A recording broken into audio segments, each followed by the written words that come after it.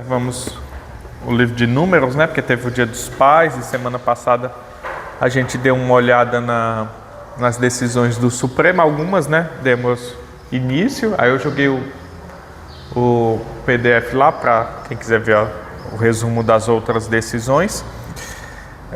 Mas nós estamos no livro de Números, é o penúltimo livro do Pentateuco, dos livros de Moisés, depois vem Deuteronômio e Josué. E aí então nós vamos dar uma revisada em Números e finalizar, né, com os temas principais, que é o que ficou faltando na última aula, trazer os temas principais do livro de Números. Então vamos abrir lá em Números.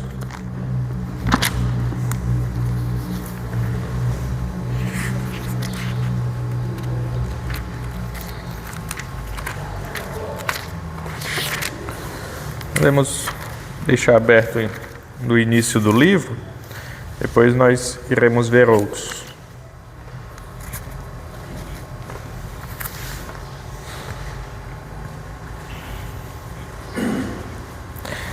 Então, só uma revisão rápida. Os conceitos encontrados no livro: fidelidade de Deus às promessas da aliança, Deus transmite sua verdade por meio da cultura, provação divina das motivações humanas e a soberania de Deus sobre as nações. Então, a gente vai encontrar essas verdades no livro. Deus transmitindo a sua verdade no meio da cultura é algo bem presente. Se nós observarmos tanto os profetas como os livros todos os livros da Escritura, na verdade, trazendo isso à mente, você vai ver que Deus ele está agindo no meio da cultura de duas formas: ou ele age com a cultura, ou ele age contra a cultura de alguma forma. Às vezes na Escritura Deus vai agir com a cultura, demonstrando uma verdade dele com base na cultura que seu povo está sendo inserido, né? onde seu povo está. E às vezes, com um mandamento, com uma lei que ele dá ao seu povo, com um direcionamento que ele dá ao seu povo, ele demonstra que aquela cultura que eles estão inseridos não é igual a deles, e que a cultura de Deus, a moral de Deus que o seu povo carrega, é melhor do que aquele a qual eles estão inseridos, né? A cultura a qual eles estão inseridos. Então, a aprovação divina das motivações humanas. Então, Deus vai provar constantemente a motivação do seu povo por meio de disciplinas, por meio de várias histórias que nós vamos observar. Deus está provando qual a motivação do coração do povo. Então, o povo ele começa a reclamar e querer voltar para o deserto, ter saudade do deserto. E isso também nós vamos ver no Novo Testamento. Deus ele nos prova constantemente. Então, esta prova vai ou fortificar nossa fé ou demonstrar algo contra a gente. E aqui na nossa vida isso também acontece. Sempre nós estamos passando por provas que Deus manda para nos testar. E a soberania de Deus sobre a nação. A gente observa mais uma vez nas Escrituras, e todas elas, que Deus ele não está preso por como se diz, por um território físico. Deus não pertence a uma nação. Ele é o Senhor de todo o universo. Então ele age sobre tudo e sobre todos. Que nós já ouvimos. Nós observamos que o livro de Números, o título em hebraico é No Deserto, porque é a história onde se concentra a história da caminhada deles. E o livro e o nome Números vem do grego por causa dos recenseamentos que eles fazem, né? A contagem que eles fazem das pessoas. São feitas duas contagens, uma no capítulo 1 e outra no capítulo 26, da quantidade de pessoas, né? Das tribos ali que estão no deserto. Então, o livro, o nome em hebraico é No Deserto, porque é a história do povo de Deus no deserto. E o que nós temos na nossa Bíblia em português vem do nome grego que foi dado, né? Que é Números. Contexto: há mais ou menos 38 anos, o livro abrange um período de 38 anos. Então, a gente vai observar de números 1, 2, 3, 4, isso que a gente lê às vezes bem rápido, são anos e anos que estão se passando. E se divide mais ou menos em algumas partes o livro, ele saindo, um período de 23 dias no monte, desde a conclusão do tabernáculo até surgir a nuvem que os orienta, que vai do capítulo 1 até o capítulo 10. A condenação a 38 anos de peregrinação, os 6 meses ao final dos 38 anos. Então, é assim que vai se dividir essas 3 partes do livro. Deixa eu só agora passar mais. Isso aqui é só o que a gente já viu, né? O propósito da mensagem, podemos entender como o diário dos primeiros dias do relacionamento da aliança entre Israel e Yahvé, entre Israel e o Senhor. Então, é um diário demonstrando ali os primeiros relacionamentos do povo de Deus com o seu Deus. Israel viveu as consequências trágicas da desobediência. Então, Israel começa a sentir o poder de Deus para com aqueles que o desobedecem. E a mensagem do livro é dupla: a paciência e fidelidade de Deus diante da murmuração e rebelião contínua de Israel, e uma relação adicional da natureza e do caráter de Deus, do Deus da aliança. Então, o livro ele está revelando quem é o Senhor. A gente observou lá, quando estava estudando nas primeiras aulas sobre o Pentateuco, que a história que vai ser contada o povo tinha um relacionamento com Deus, em Adão e Eva. Esse relacionamento foi perdido com Deus, e agora Deus ele está trazendo este povo a ter um relacionamento de novo consigo, né? Como nós nos relacionamos de novo com Deus. E aí então Deus ele vai demonstrando quem ele é. Qual é o caráter desse Deus?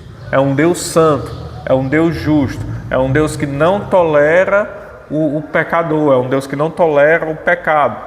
Então, ele constantemente, em Gênesis, Êxodo, Levítico, Número, ele está demonstrando quem é esse Deus.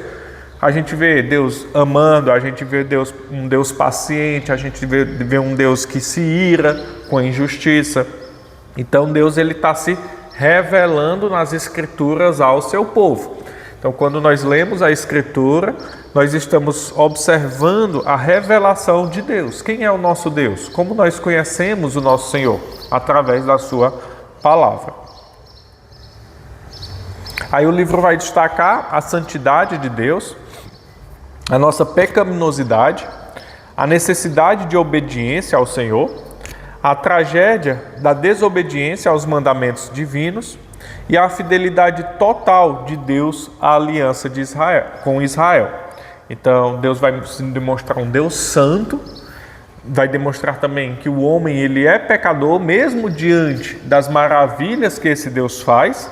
Então, apesar de Deus ter tirado eles do Egito, apesar de Deus estar providenciando alimento, apesar de Deus estar se mostrando constantemente a eles, coluna de fogo, nuvem, codornizes, maná, água, não da forma como o povo queria, mas Deus ele está se mostrando e se mostrando e utilizando ali do que ele acha que o povo necessita, e o povo fica rebelde contra Deus, fazendo bezerro de ouro, reclamando e assim por diante.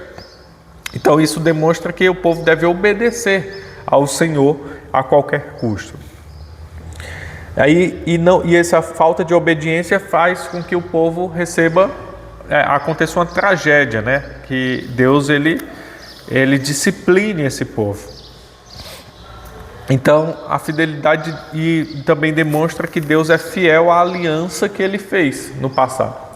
Então, por exemplo, Deus ele não aniquila totalmente o seu povo, mas ele disciplina aqueles rebeldes, mas há uma perseverança e há uma continuidade na linhagem do seu povo, porque Deus é fiel à sua aliança. E agora os temas principais, vamos ver. Os números dos recenseamentos. O censo da população era um procedimento comum no Antigo Oriente Médio. Então, isso não é nada de novo que o Senhor pede para fazer, um censo para contagem de pessoas. Isso é observado também nas culturas em volta de Israel, no Egito, na Síria, nessas outras regiões, também eram feito um censo para observar o número de pessoas. Isso não é algo novo, mas desde o passado já eram feitos censos para saber a quantidade de pessoas em determinadas cidades ou de um determinado rei. Então não é algo novo que acontece nas Escrituras. A apuração e para que serviam? A apuração e recrutamento de homens para a guerra. Então, a maioria dos censos, quando eram feitos, eles contavam somente homens. Às vezes a gente vai ver na Escritura, tinham 20 mil, 30 mil, 10 mil, 5 mil. Normalmente, quando não cita e mulheres e crianças, assim, uma contagem total, ali está contando somente os homens. As mulheres e crianças não eram contados. Por quê? Porque dependia do para que aquele censo estava sendo feito. Se fosse para a guerra, eu tenho que saber com quantos homens eu conto para nos proteger. Então conta só os homens. Normalmente cada homem representava uma família com 3, 4, 5 pessoas. Então aí você multiplica. Quando a Bíblia diz, tinham 10 mil. Então 10 mil homens. Aí tem fora as mulheres e crianças. Então é muito mais. Então a gente observa lá em Números 1, 3, diz assim. Eu vou ler o 2 e o 3. Números 1, 2 e 3. Levantai o censo de toda a congregação dos filhos de Israel, segundo as suas famílias, segundo a casa de seus pais, contando todos os homens, nominalmente, cabeça por cabeça. Então o direcionamento é para contar todos os homens, aqui homem mesmo, né? Da idade de 20 anos para cima, todos os capazes de sair à guerra em Israel. A esses contareis segundo os seus exércitos, tu e Arão. Então o Senhor ordena que seja contado como os homens que são capazes de ir à guerra. Então se tivesse algum doente, se tivesse algum problema, ele não seria contado, porque eles tinham que saber quantos eles tinham para se defender, para entrar ali na terra e enfrentar os perigos da caminhada no deserto. Outro objetivo do censo era a distribuição de tarefas, corveia, né, os trabalhos forçados e no culto religioso. Então, eles tinham que saber quantas pessoas tinham para os trabalhos que cada um era indicado a fazer. Não tinha ninguém sem trabalho. Isso é algo muito interessante, porque o povo sai do deserto, mas cada tribo, cada povo, cada família tinha suas obrigações. Ninguém estava lá por estar, né? Mas cada um tinha ali um a fazer. E também afazeres no culto religioso. Vamos ler lá Números 3, 4. Que porque os censos eram feitos, né? Alguém pode ler? Pode ler o 3 e 4? Estes são os nomes dos filhos de Arão, sacerdotes ungidos consagrados para oficiar como sacerdotes. Mas Nadab e Abiú morreram perante o Senhor quando ofereceram fogo estranho perante o Senhor, no deserto de Sinai, e não tiveram filhos. Porém, Eleazar e Itamar oficiaram como sacerdotes de Arão, seu pai. Ele vai demonstrar, esses são os nomes dos filhos de Arão, os sacerdotes ungidos consagrados para oficiar como sacerdotes. Então, ele dá uma distribuição de tarefas. Os levitas tinham uma tarefa, o povo tinha outras tarefas, e todos assim tinham ali seus afazeres. Os levitas aqui, hoje em dia, às vezes numa igreja pentecostal, fala de levitas como cantores. Não. Os levitas é que trabalhavam somente com aquelas questões religiosas.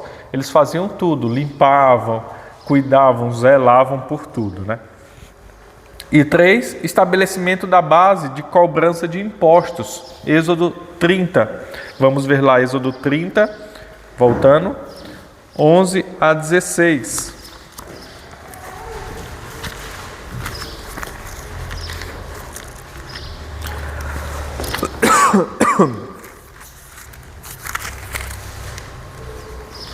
Eu vou ler. Diz assim: Disse mais o Senhor a Moisés: Quando fizeres censo, recenseamento dos filhos de Israel, cada um deles dará ao Senhor o resgate de si próprio, quando os contares, para que não haja entre eles praga nenhuma, quando os arrolares. Todo aquele que passar ao arrolamento dará isto, metade de um ciclo, segundo o ciclo do santuário. Este ciclo é de 20 geras. A metade de um ciclo é a oferta ao Senhor. Qualquer que entrar no arrolamento de 20 anos para cima, dará a oferta ao Senhor. O rico não dará mais de meio ciclo, nem o pobre menos, quando derem a oferta ao Senhor, para fazerdes expiação pela vossa alma. Tomarás o dinheiro das expiações dos filhos de Israel e o darás ao serviço da tenda da congregação, e será para memória aos filhos de Israel diante do Senhor, para fazerdes expiação pela vossa alma. Então também era feito para o quê? O recolhimento dos impostos, o recolhimento daquilo que o Senhor tinha mandado para oferecer como sacrifício. Então Moisés ele faz esse censo e esses homens de 20 anos eles entregam sua oferta ao Senhor. A aprovação de Deus também é um dos temas principais. Então o censo nós vamos observar como um dos temas principais no livro de Números, e o porquê a gente já vê. Para saber quantos homens tinham para a guerra, para a divisão das tarefas e para estabelecer a cobrança, né? E a oferta ali dada pelos homens, pelas famílias. A aprovação de Deus, a experiência ou provação é um tema repetido no Pentateuco e se torna importante no livro de Números. Então nós vamos observar o povo de Deus passando por várias experiências e provas. Isso é constante nos livros do Pentateuco. As questões do povo sendo provado por Deus constantemente. Moisés descreve a permanência de Israel no deserto por 40 anos como teste de fé em Deus e da lealdade da aliança. Vamos ver lá Deuteronômio. Deuteronômio, próximo livro. 8, 1 e 2.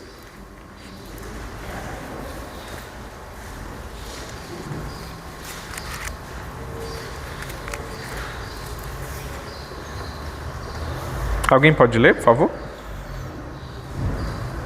Cuidareis de cumprir todos os mandamentos que hoje vos ordeno, para que vivais e vos multipliqueis e entreis e possuais a terra que o Senhor prometeu sob juramento a vossos pais. Recordar-te-ás de todo o caminho pelo qual o Senhor, teu Deus, te guiou no deserto esses 40 anos, para te humilhar, para te provar, para saber o que estava no teu coração, se guardarias ou não os seus mandamentos. Então, por que o povo passou esse tempo todo no deserto? Aí ele fala aqui, para quê? Para te humilhar, para te provar, para saber o que estava no teu coração, se guardarias ou não os seus mandamentos. Então veja, é a mesma coisa que a gente vê em Jó. A gente vê uma prova de Deus. E a mesma coisa acontece com a gente. Por que eu estou passando por isso? Às vezes Deus está colocando uma prova para saber se nós guardamos os seus mandamentos. Ele quer saber quem nós somos, né? Se de fato nosso coração está quebrantado a Ele.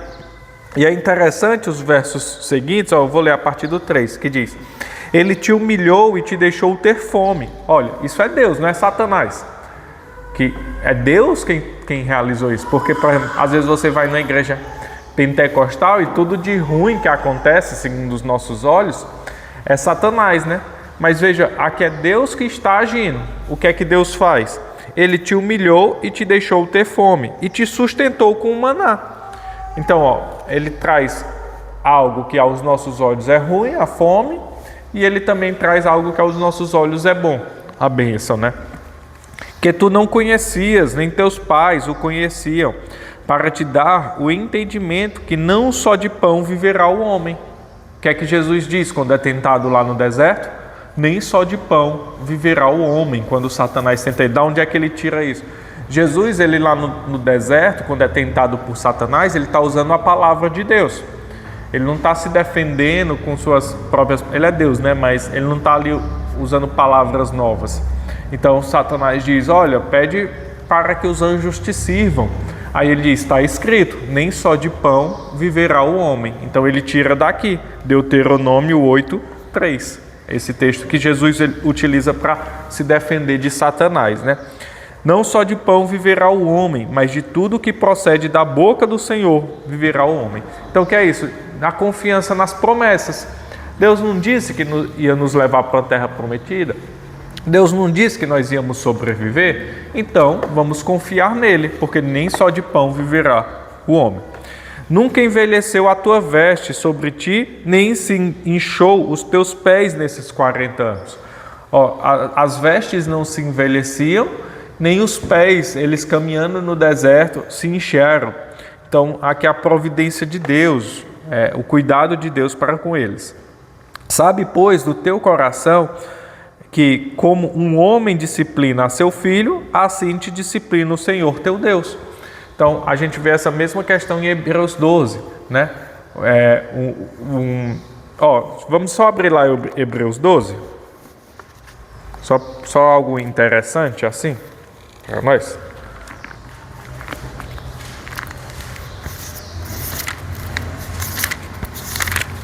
Vou dar um parêntese aqui.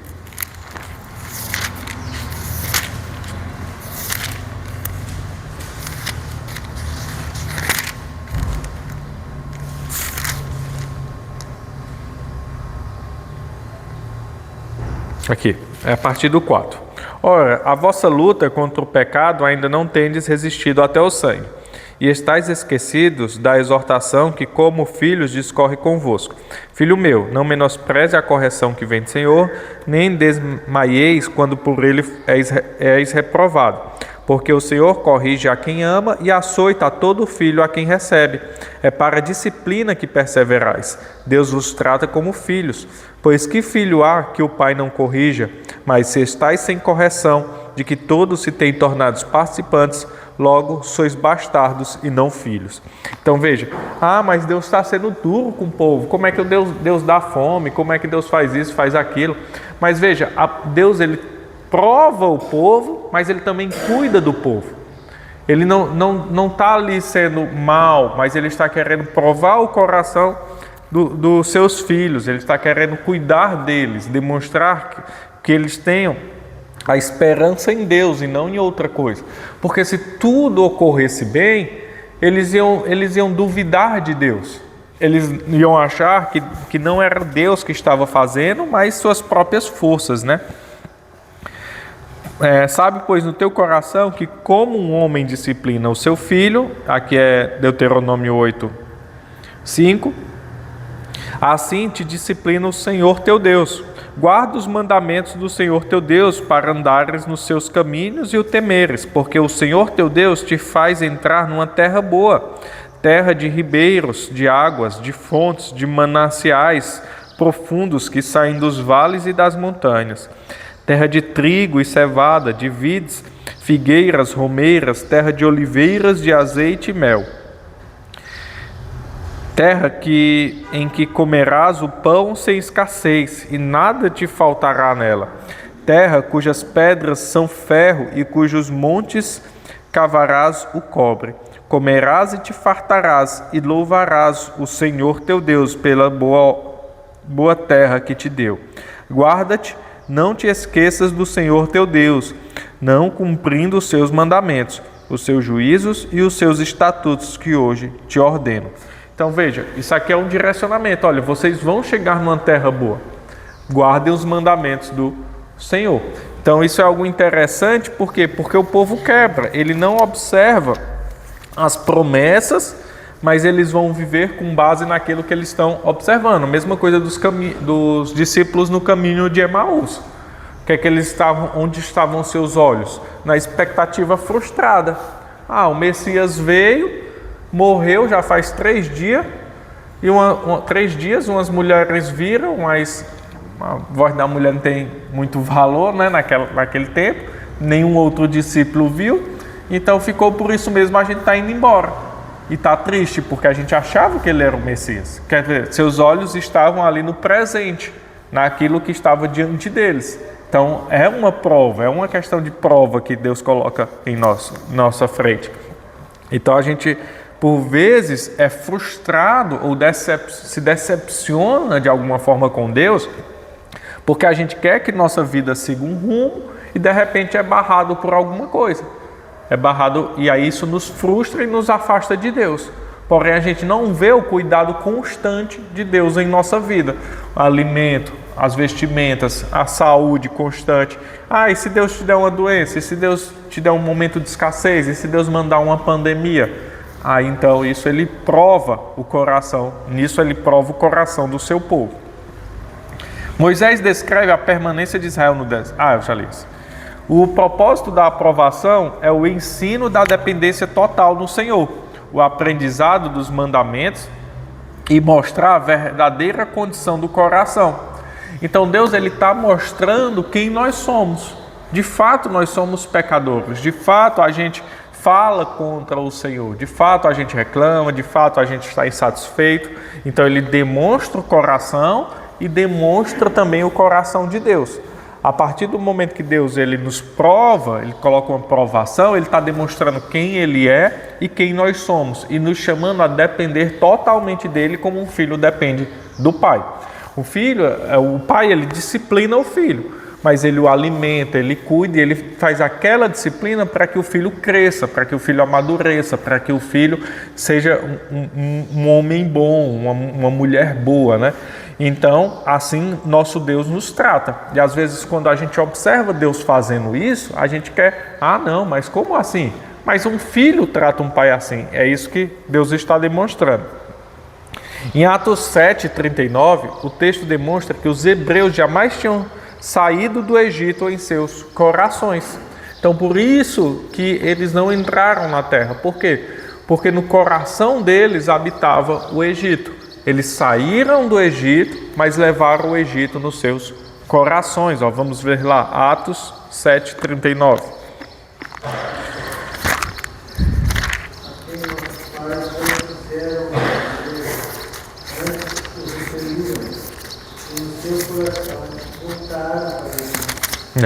No coração voltaram para o Egito. Então o coração deles tinha ficado lá no Egito. Deus liberta eles do Egito, Deus tira eles da escravidão do Egito, está levando eles para uma terra que mana leite e mel, uma terra boa, como a gente viu lá na descrição de Deuteronômio 8, mas o coração deles estava onde? No Egito. Então isso acontece bastante. Essa história do êxodo é nosso êxodo aqui. Nós estamos saindo de uma vida e indo para outra vida, para uma nova terra, novos céus. Então, o que isso demonstra? Que por vezes na nossa conversão, nós estamos nessa caminhada, mas nosso coração está lá na nossa antiga vida. Está com saudade. Aquele tempo. Aí quando eu lembro com a alegria daquele tempo, quando eu sinto saudade, quando eu penso em fazer algo que não agrada ao Senhor, está demonstrando o quê? Que meu coração ainda está no Egito. Então, minha saudade é de lá, minha vontade era de estar lá. Eu estou aqui, mas porque não tem mais jeito de voltar. Mas meu coração desejava estar lá, né? Então, assim, às vezes a gente também olha o povo de Israel no Egito, mas muitos compartilham desse mesmo coração. Porque não tem mais um deserto, não tem mais o Egito, não tem mais escravidão. Mas há a escravidão do pecado e a libertação para uma nova terra. E aí há a saudade daquela vida pecaminosa. Outro tema que o livro vai trazer é a revelação de Deus na cultura humana. Aquilo que eu falei, né? Deus ele se revela em nossa cultura. O livro ilustra as diferentes maneiras pelas quais o Senhor se revela a Israel. A liberdade divina para agir fora das normas culturais da época é demonstrada pelo estabelecimento da cidade-refúgio. Então Deus ele age contra a cultura da época, das nossas épocas. Então Deus ele vai agir contra a nossa cultura, contra uma cultura pecaminosa, contra uma cultura errada, para demonstrar quem o Senhor é. E uma das coisas que ele faz para demonstrar isso é a cidade-refúgio. É um dos temas do livro de Números, cidade-refúgio. E o que era essa cidade-refúgio? Era para onde alguém culpado de homicídio poderia fugir e se abrigar lá, para não morrer durante um período e ser julgado, de certa forma, corretamente, né? Então veja, lá em Números 5, vamos ler Números 5, passar um pouquinho, a partir do 9.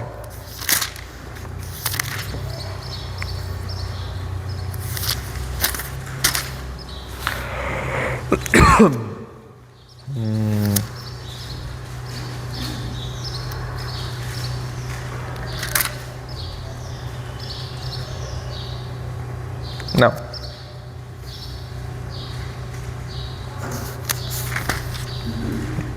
Captei o errado.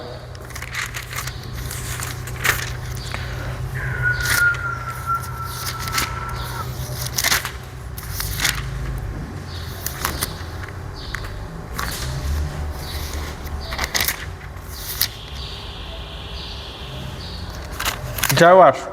Só dar continuidade para não perder o raciocínio. Então, os culpados, a cidade-refúgio, os culpados de homicídio involuntário ou acidental, eles fugiam para a cidade-refúgio, eles iam para a cidade-refúgio e ficavam lá, para que eles não fossem mortos por aquele homicídio, mas se eles saíssem dessa cidade-refúgio, eles seriam mortos, né? Eles poderiam ser mortos. O que acontece?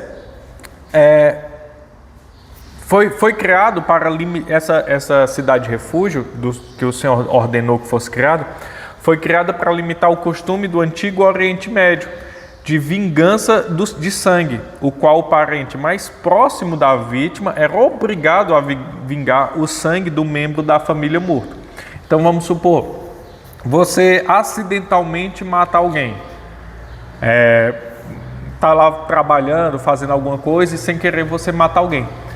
O parente daquela pessoa que lhe matou tinha que matar você, tinha que perseguir você, tinha que matar para vingar o sangue daquela pessoa que você matou, olho por olho, dente por dente, né? Aquele que matar certamente morrerá. Jesus vai tratar isso lá no Novo Testamento, em Mateus 5, né? E aí então, contra essa cultura que era predominante na região, Deus dá uma lei a Moisés, que é qual? Da cidade de refúgio. Então, se eu mato alguém acidentalmente ou involuntariamente, eu posso me dirigir a uma cidade de refúgio e lá eu não serei morto.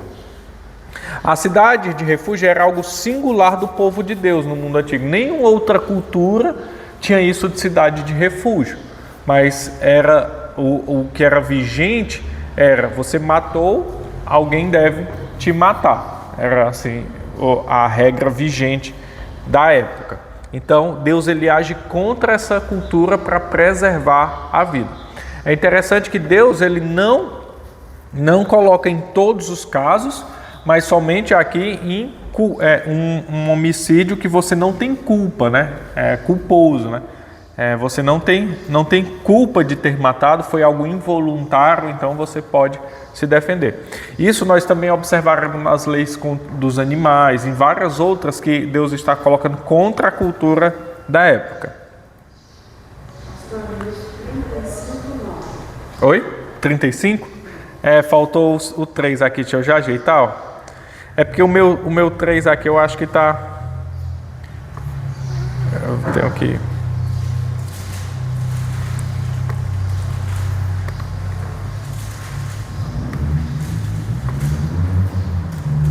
Faltou 3.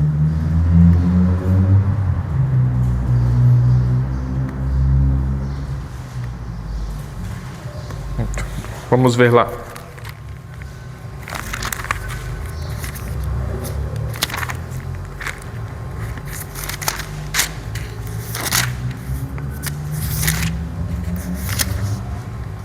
Aqui, 6 cidades refúgios. Eu vou ler um pouquinho para a gente ver. Disse mais o Senhor a Moisés: fala aos filhos de Israel e dize-lhes: quando passardes o Jordão para a terra de Canaã, escolhei para vós outros cidades que vos sirva de refúgio, para que nelas se acolha o homicida que matar alguém involuntariamente. Então isso era algo contra a cultura da época. Isso aqui o povo ia observar isso e ia dizer: opa, que história é essa? Estas cidades vos serão para refúgio do vingador do sangue. Ou seja, eu matei alguém de outra família sem querer. Então o vingador de sangue, ao membro daquela família, teria que me matar. Ele estava incumbido de vingar o sangue do seu parente. É que acontecia muito no passado aqui ainda, né? Aquelas mortes de família, briga de família. Para que o homicida não morra antes de ser apresentado perante a congregação para julgamento. Então, por exemplo, não tinha um julgamento. Você matou alguém da minha família, eu estou incumbido de lhe matar. Mas Deus está colocando o quê? Uma cidade refúgio para você aguardar um julgamento justo. E esse julgamento era como? Aí Deus estabelece, tinham que ter mais de uma testemunha, mais de 2 ou mais testemunhas, para dizer se foi involuntário ou não.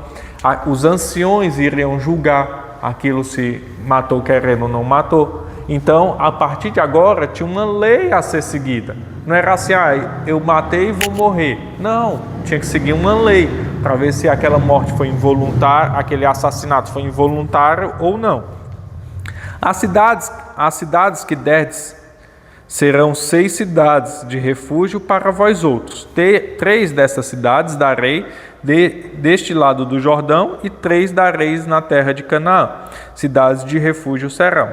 Serão de refúgio 6 cidades para os filhos de Israel e para o estrangeiro e para o que se hospedar no meio deles, para que nelas se acolha aquele que matar alguém involuntariamente. Então você está na terra de Deus, as leis são de Deus.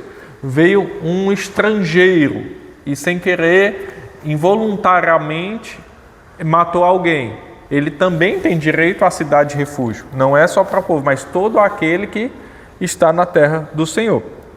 Todavia, se alguém ferir ou outrem com instrumento de ferro e este morrer, é homicida. O homicida será morto. Então veja, a lei diz que quando não é involuntário, aí ele também deve morrer. Ou se alguém ferir a outrem com pedra na mão que possa causar a morte, e este morrer, é homicida. O homicida será morto. Ou se alguém ferir outrem com um instrumento de pau que tiver na mão, que possa causar a morte, e este morrer, é homicida. O homicida será morto.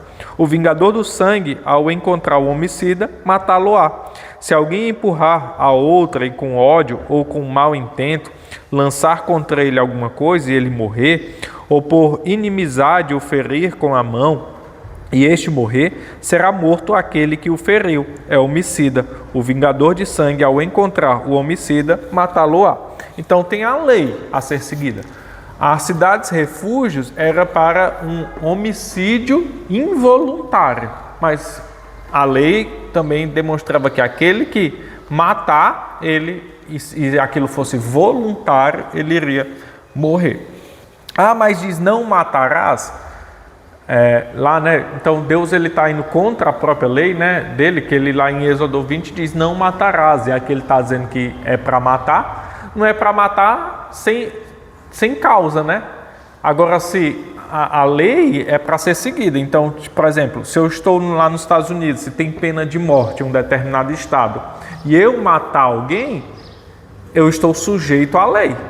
Então, as autoridades têm que fazer cumprir aquela lei, e aí pena de morte. Então, assim, eu estou cometendo um ato sabendo que há uma lei que rege aquela localidade. Então eu estou ali me colocando sujeito a receber aquela penalidade, e as autoridades têm que fazer cumprir a lei, né? Essa é a lei civil. A gente não precisa seguir, se alguém matou alguém da minha família, eu vou matar aquela pessoa. Não, porque essa aqui é a lei civil do tempo de Israel, do tempo do Antigo Testamento. Qual é a lei civil do Brasil?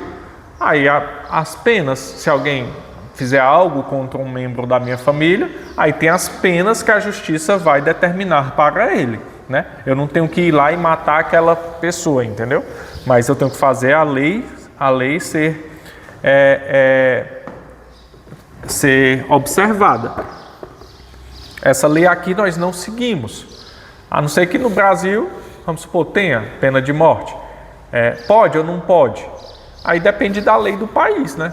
Aí você está sujeito à lei daquele país. Mas segundo a Escritura, é algo possível, né? Como também é possível você defender sua família. Até esses dias teve um negócio aí na internet, porque um pastor pentecostal disse, entrou na minha casa é bala, né? Se um ladrão entrar, né? Para fazer algo. E não é errado, segundo as Escrituras, diz que você pode se defender. Você tem que defender sua família, né? E o não matarás. Você não está matando sem causa. Ou você vai ver alguém fazendo algo contra a sua família e vai ficar só olhando, né? Não, você pode se defender. É algo bíblico, né? Então, assim, a Escritura, a questão do não matarás, é para que não haja ali uma morte sem motivo. Ou você preserve a vida a qualquer custo. Porque, por exemplo, mesmo que seja uma pessoa ruim, aquela pessoa ainda tem esperança. Paulo teve esperança e muitas outras pessoas nas Escrituras, o ladrão na cruz, ele foi convertido. Então nós observamos ali que tem que ter essa esperança no nosso coração. Agora a gente também tem o direito de se defender e o país ele pode ter o direito de colocar uma lei mais severa.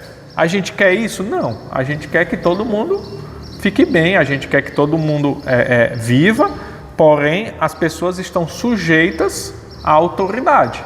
Então tem que cuidar para que não sofra a pena da lei, né? Então foi criado para limitar o costume de vingança, né? A gente não deve agir por vingança, de bate-pronto, né? Com o coração inflamado. É isso que a lei vai evitar. E a cidade de refúgio era o tempo que a pessoa iria ser julgada. Vamos supor, se desse que ele não matou, que ele não matou de forma involuntária. Ele fingiu, não, matei aqui foi involuntário. Aí ele ia ser julgado, aí as testemunhas iam falar, não, eu vi, ele jogou a pedra mesmo na cabeça, querendo. Então ele ia ser condenado e morto, né? Então era só para esperar o tempo do julgamento. Então o que é que essa lei está barrando?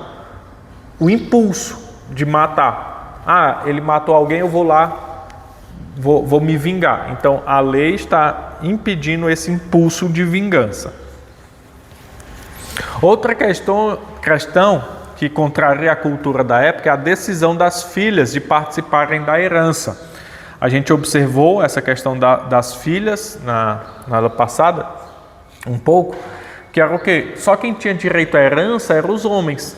E aí o Senhor coloca agora as filhas podendo participar da herança do pai, né? Ao que tudo indica, isso também era uma prática comum entre os hebreus, né? Que só os homens participavam da herança. Mas a legislação imposta no livro de Números eleva a posição das mulheres na sociedade hebraica, ao contrário dos povos vizinhos. Indica a intenção de Deus de cumprir as promessas relativas à terra da aliança. Então as mulheres também fazem parte desse povo. Não é somente homens, né? Porque a gente observa muito essa questão das feministas falando que a Escritura é muito machista. Mas não. Se a gente observar historicamente e culturalmente, a Bíblia ela sempre vai estar dando ênfase às mulheres quando a cultura não dava. Isso no Novo Testamento e no Antigo. Então, no livro de Números, o Senhor diz que as mulheres também devem fazer parte da herança. O pai morreu. A herança é só para os homens? Se não tiver homem, a herança é para o parente mais próximo? Não. Se o pai morreu e ele só tiver filha, a herança é só para as filhas. Não vai para outro parente, não. E a cultura da época falava que não. Vamos supor, o homem morreu, só tem mulher, o valor as posses deles iriam para algum homem da família, né? E finalizando, outro tema que aparece no livro de Números é os oráculos de Balaão, né? A inclusão dos oráculos de Balaão na narrativa ou poesias destaca a mensagem básica da fidelidade de Deus para com Israel, lembrando que o povo abençoado, sustentado e protegido pela presença protegido pela presença do próprio Deus. Então, nós somos abençoados por Deus, sustentados por Deus e protegidos por Deus, né? O relato poético de Números 22 até 24 também serve para motivar Israel na jornada à Terra Prometida, ao demonstrar o controle soberano do Senhor sobre as nações da região. Então veja, o povo de Deus está no Egito, o Senhor age no Egito. O povo de Deus está no deserto, o povo age sobre aqueles povos do deserto até o seu povo chegar na Terra Prometida. Balaão é citado como exemplo de falso profeta corrompido pela ganância e pelo desejo de lucro. Lá em Judas 11 diz isso, Judas versículo 11. Então, esses são os temas principais do livro de Números. Só para nós termos um panorama, não dá para a gente observar aqui tudo no livro, em todos os livros que nós estamos vendo, né? Porque não temos tempo para isso, mas um panorama assim, observando a floresta do alto, né? Sobre esses temas e assuntos que o livro traz. Tudo bem? Então vamos encerrar.